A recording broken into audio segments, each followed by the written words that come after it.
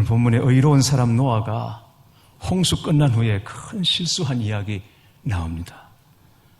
노아가 포도 농사를 지어서 포도주를 담궜습니다. 그리고 그 술을 마시고는 취해가지고 자식들 앞에서 추태를 보입니다. 그런데 그 모습을 노아 아들 중에 함이 들어가서 보고는 밖으로 나와서 다른 형제들에게 말해버렸습니다. 아버지가 벗고 추한 모습으로 드러누워 있다. 그러자 노아의 또 다른 아들 셈과 야벳이 옷을 가지고 어깨에 메고는 아버지의 그 부끄러운 모습을 보지 않기 위해서 뒷걸음질로 가서 조용히 아버지를 덮어주고 나왔다 하는 이야기입니다. 근데 문제는 그것으로 끝나지 않습니다. 노아가 술에서 깨어난 후에 모든 것을 다 알게 됐습니다. 그래서 이 일로 노아는 함의 자손을 저주하고 그리고 셈과 야벳을 축복하는 이야기입니다. 여러분, 하나 아셔야 될 것이 있습니다. 술 먹은 사람 함부로 하면 안 됩니다. 모르는 것 같아도 다 압니다. 무슨 말을 했는지 다 알고 돈 계산도 정확하고 술 먹고 헛된 소리 하는 것 같아도 자기 계산이 분명합니다. 특별히 여기 부인들 기억하시기 바랍니다. 술 취한 남편 지갑에서 돈 꺼내면 안 됩니다. 나중에 다 압니다. 노아가 술 마시고 인사불성된 것 같아도 함이 무슨 일을 한지 다 알고 있지 않습니까? 노아는 무서운 홍수 심판에서 구원받은 사람입니다. 하나님이 의로운 자라고 인정하셨기 때문입니다. 노아는 홍수가 나기 전에 어떻게 해서든지 하나님 앞에서 의롭게 살려고 바르게 살려고 몸부림쳤던 사람이고 이 세상의 죄가 자기 자신에게도 물론이고 가족에게 들어가지 못하도록 아주 씨름하듯이 살았던 사람이 노아입니다. 홍수 기간에도 혹시라도 이 배가 뒤집어지지는 않을까, 그리고 양식이나 물이 떨어져서 자신도 죽고 이 짐승들 다 죽이는 거 아닌가 아주 초긴장을 했습니다. 그러다가 심판이 끝나고 방주 바깥으로 나왔습니다. 농사를 지었는데 농사가 잘 됐습니다. 특히 포도 농사가 잘 됐습니다. 노아 생각에 이제는 좀 긴장을 풀어도 되지 않을까, 그리고 이 포도주 한 번 정도는 내가 취하도록 한번 마셔봐도 되지 않을까, 이런 생각을 하고는 포도주를 담궜습니다. 그리고는 마셨는데 지나치게 많이 마신 겁니다. 완전히 술에 취하도록 마시고는 자식들에게 보여주어서는 안 되는 꼴을 보여주고 만 것입니다. 노아가 실수를 해도 아주 큰 실수를 한 것입니다. 그런데 오늘 말씀 보면 노아가 실수한 것에 대해서는 별로 언급을 하지 않고 오히려 세 아들의 반응에 대해서 축복하고 저주하는 이야기가 있습니다. 사실 이 문제에 있어서 발단은 노아에게 있습니다. 노아가 술을 먹고 축제를 부렸고 자식들에게 보여주어서는 안 된 이 부끄러운 모습을 보여준 것입니다. 그런데 자신의 이야기는 쏙 빼고 자식을 저주하죠. 셈과 야벳이 아버지의 부끄러운 모습을 덮어주고 복을 받은 것에 비해서 함이 아버지가 옷 벗고 누워있더라, 이 말 한 게 그렇게 악한 것인가? 아버지가 술 취해서 그냥 다 내놓고 누워있더라, 이 형제들에게 이 말 한 것이 그렇게 악한 것입니까? 저주를 받을 만큼 그렇게 악한 행동입니까? 오히려 우리 입장이었다면, 우리가 노아 같으면 그렇게 말하겠습니다. 가족들에게 오늘 내가 이 본의 아니게 술을 마시고 좀 실수를 했으니까 이해해 달라고. 가족들에게 오히려 이해를 구했을 것입니다. 그런데 그런 얘기가 없습니다. 네, 여러분, 이 이야기는 그렇게 간단하지 않아요. 하나님은 우리가 보지 못한 것을 이 기사에서, 이 말씀에서 보고 있습니다. 함은 아버지가 술에 취해 벗은 채로 잠든 것을 보고 밖으로 나와서 다른 형제들에게 이 사실을 알렸습니다. 22절 말씀을 보겠습니다.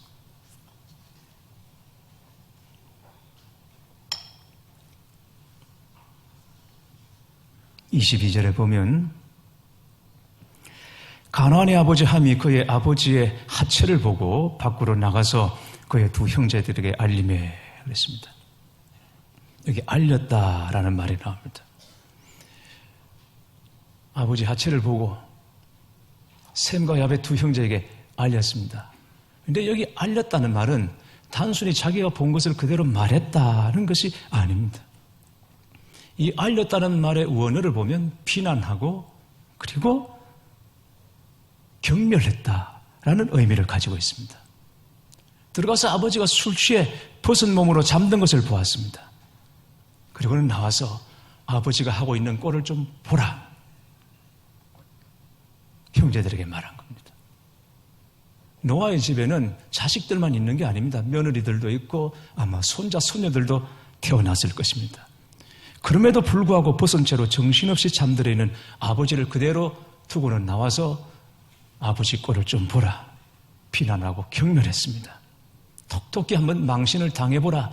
이런 마음이 함에게 있었던 것입니다. 그러나 셈과 야벳은 달랐습니다. 그들은 아버지의 실수를 덮었습니다. 아버지의 부끄러운 모습 보고 스스로 시험받지 않기 위해서 옷을 어깨에 메고는 뒷걸음질로 들어가서 가만히 덮어주고는 나왔습니다. 이 일로 셈과 야벳은 축복을 받고 함의 자손은 저주를 받습니다. 노아가 술이 깨어 그의 작은 아들이 자기에게 행한 일을 알고 이에 이르되 가나안은 저주를 받아 그의 형제의 종들의 종이 되기를 원하노라. 함의 우선은 형제의 종들의 종이 되리라 말씀합니다.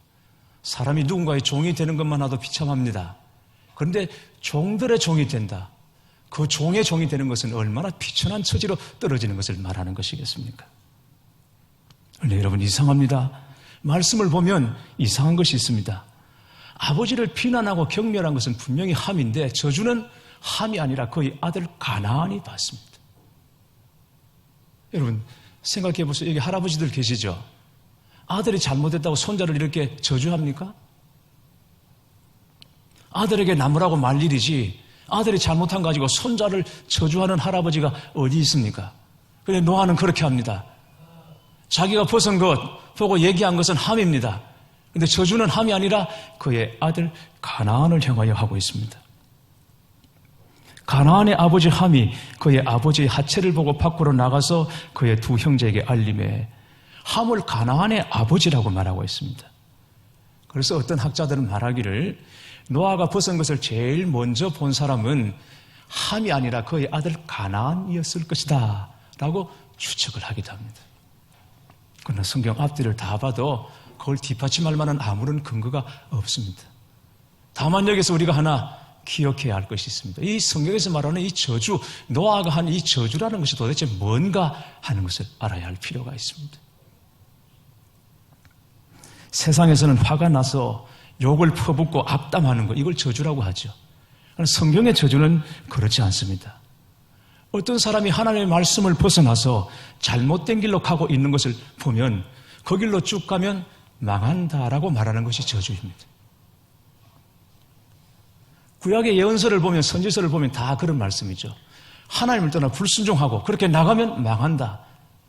저주 같지만 사실은 이 저주는 축복만큼이나 중요한 것입니다. 축복의 메시지보다 훨씬 더 중요합니다. 왜냐하면 그렇게 가면 저주지만 그러나 그 길을 벗어나서 죽게 돌아오면 저주를 피하고 복을 받는다라는 것이기 때문에 이 저주라는 메시지가 굉장히 중요합니다. 노아는 가나안의 후손에게 이 말씀을 하고 있는, 이 얘기를 하고 있는 것입니다.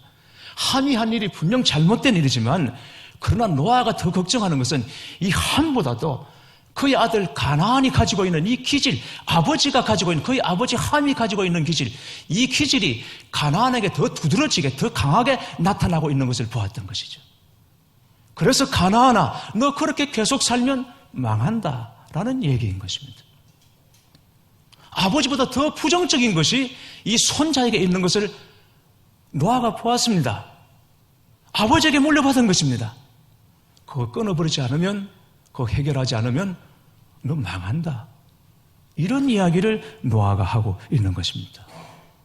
그런데 노아 예언이 그대로 이루어집니다. 나중에 여호수아 시대에 이스라엘 백성이 가나안을 정복하게 되죠. 왜 가나안입니까? 거기 가나안 부족들이 살고 있었기 때문입니다. 그들이 바로 가나안의 후손, 함의 아들 가나안의 후손입니다. 하나님께서 이스라엘 백성들 가나안 들어가 정복 전쟁을 하게 할 때 하나도 남기지 말고 다 진멸하라고 명령하십니다. 진멸이란 말은 씨도 남기지 말고 뿌리도 남기지 말고 모조리 다 없애버려라. 사람이든 짐승이든 다 없애버려라. 이게 진멸입니다. 그토록 가혹하게 하나님께서 명령하십니다. 왜 그렇습니까? 이들의 죄가 도를 넘었기 때문입니다.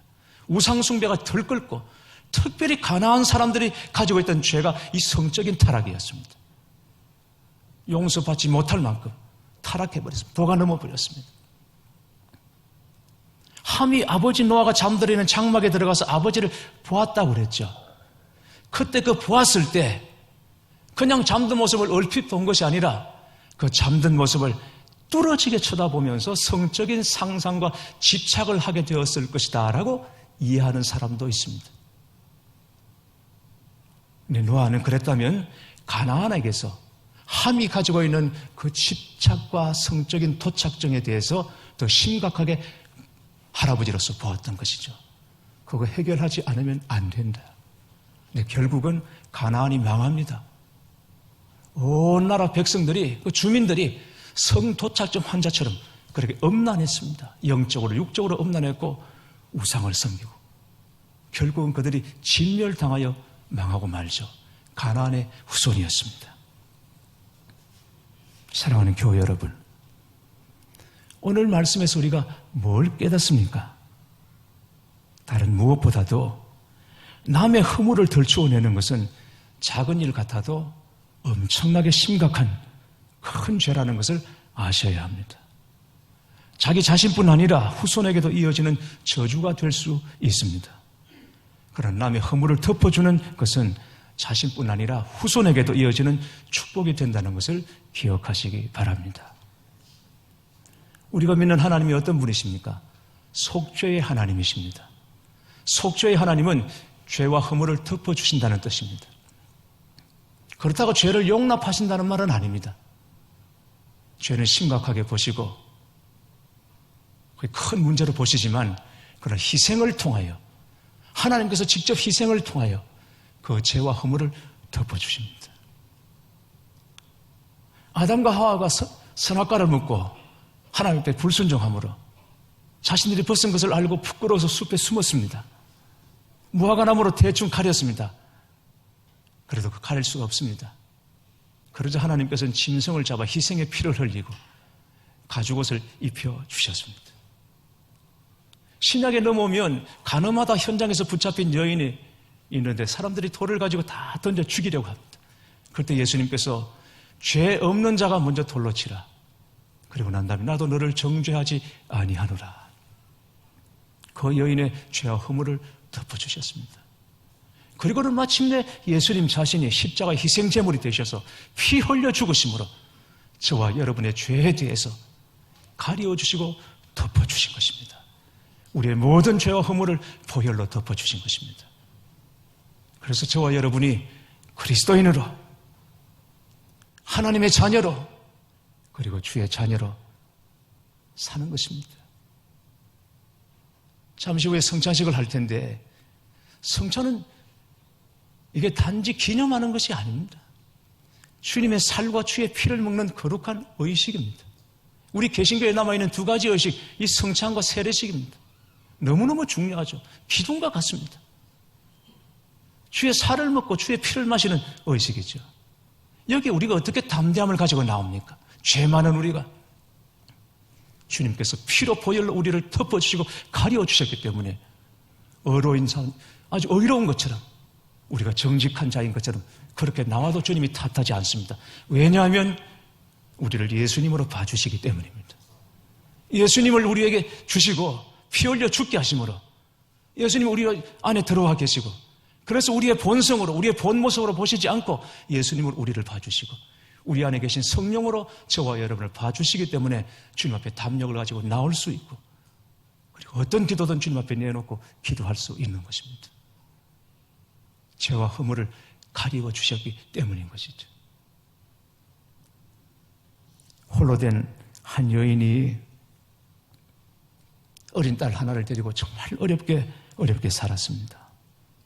근데 이 딸이 자라면서 점점 빗나가기 시작하더니 급기야 집을 나가서 화려한 도시의 뒷골목으로 떨어졌습니다.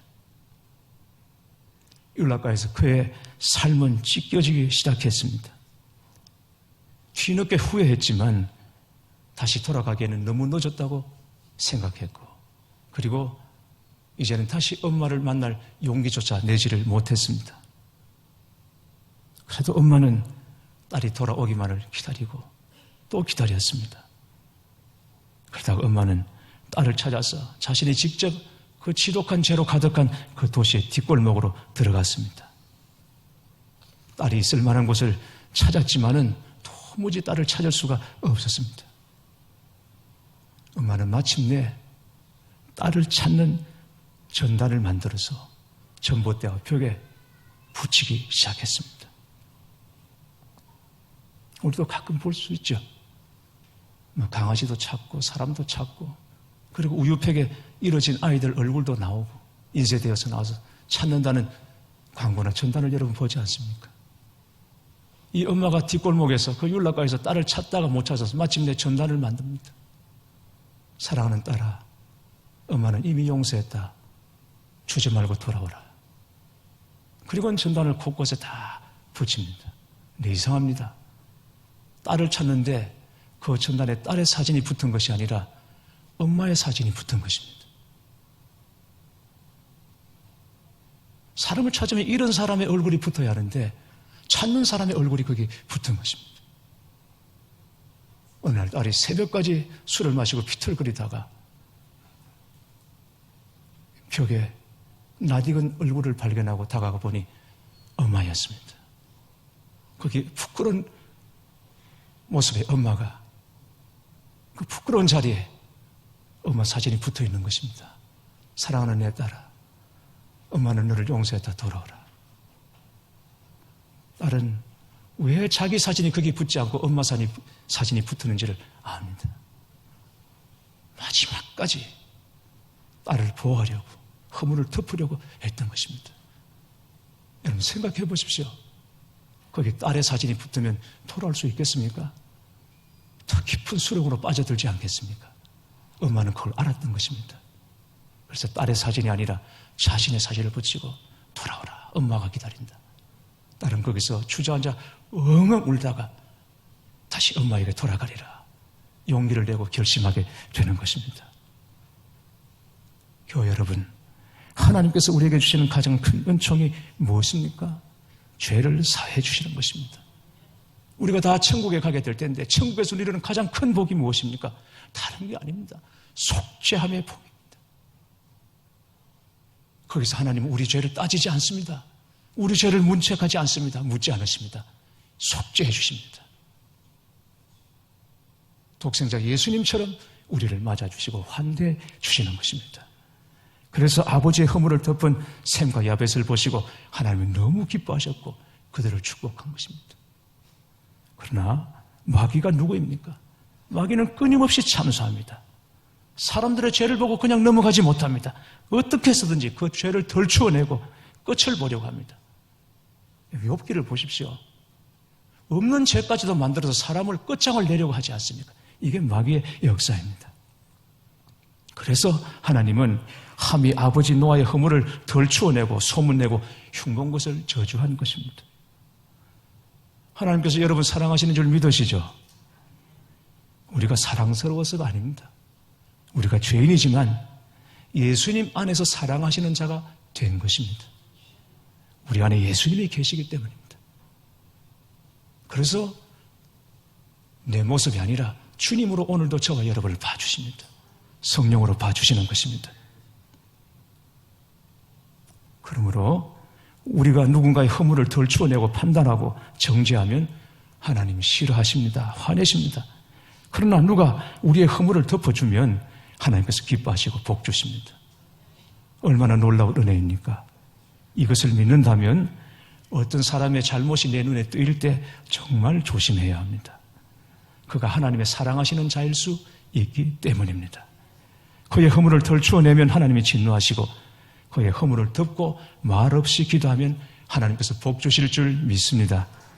노아가 잘못했지만 그가 하나님이 사랑하시는 자였기 때문입니다. 그래서 함이 저주받았습니다. 여러분 스스로 생각하실 때 내가 좀 부정적인 사람이고 비판적인 사람이다, 판단이 빠르다, 그렇게 여기신다면 오늘 이 말씀 꼭 새겨 들으시기를 바랍니다. 언젠가 여러분께 한번 말씀드린 기억이 나기도 합니다만, 어떤 사람이 시대의 선지자가 되리라 마음을 먹었습니다. 그래서 그는 오랫동안 금식하고 밤을 새워 기도하기도 했습니다. 그러나 도무지 하나님의 계시를 들을 수가 없었습니다. 그래서 성경의 인물들처럼 그는 광야로 들어갔습니다.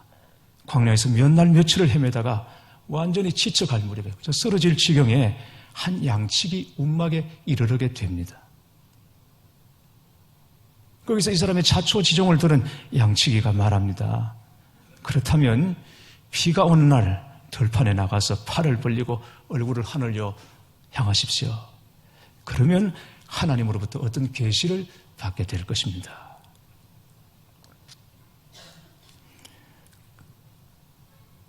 그는 양식이 움막에 머물면서 비가 오기만을 기다렸습니다. 그리고 드디어 비가 내리는 날 그는 달려 들판으로 나갔습니다. 그리고 양치기가 시킨 대로 했습니다. 팔을 벌리고 고개를 들어 하늘을 봤습니다. 비를 다 맞았습니다. 그리고는 한참 만에 움막으로 돌아와서 양식에게 따지기 시작했습니다. 나는 오늘 당신이 시키는 대로 팔을 벌리고 얼굴을 하늘을 향해 비를 흠뻑 맞았어. 그런데 하나님의 계시는커녕 내가 바보가 아닌가 하는 생각을 했어. 도대체 어떻게 된 거예요? 그러자 양치기가 대답했습니다. 바로 그것입니다. 당신이 자신을 바보라고 생각했다면 그것이야말로 참다운 하나님의 계시인 것입니다. 라고 말했습니다. 교회 여러분, 우리가 있으면 얼마나 있습니까? 우리가 지혜로우면 얼마나 지혜롭습니까? 우리가 정확하면 얼마나 정확하고, 우리가 똑똑하면 또 얼마나 똑똑하겠습니까? 그게 하나님 앞에서 이 한 줌의 가치 정도가 되겠습니까? 하나님 앞에서는 아무것도 아닌 것입니다. 오히려 하나님 앞에서 내가 정말 바보구나 라는 것을 알았다면 그게 지혜요, 그게 진짜 은혜인 것입니다. 우리가 그걸 알았다면 우리 중에 누구도 함이 될 수는 없는 것입니다. 26절 말씀을 보십시오.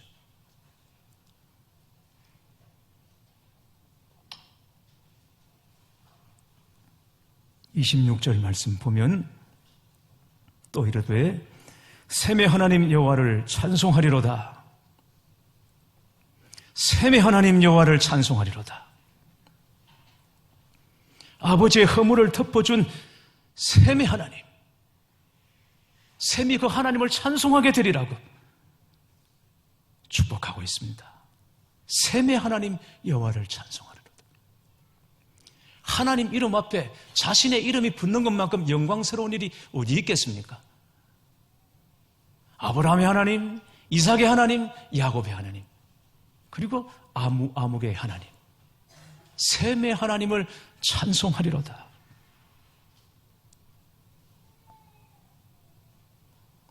교회 여러분, 허물에는 아무것도 못 본 것처럼 눈을 꼭 감으시고, 오직 은혜에는 입을 열어 여호와를 찬송하시는 우리 모두가 될 수 있기를 주님의 이름으로 축원합니다.